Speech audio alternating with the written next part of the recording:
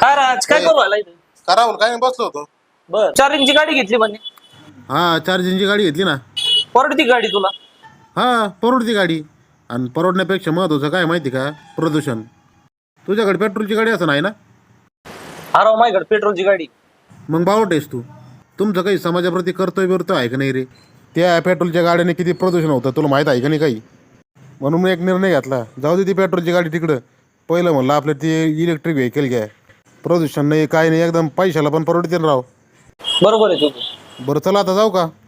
कुठं चालला रे अरे पेट्रोल पंपावर जायचंय जरा. तू? पेट्रोल पंपवर चालला कशाला? अरे काय आहे, आमच्या एरियात नाही का जरा लाईट जाती येते ना, त्यामुळं काय आहे, गाडी चार्जिंग करायचा प्रॉब्लेम होतो ना.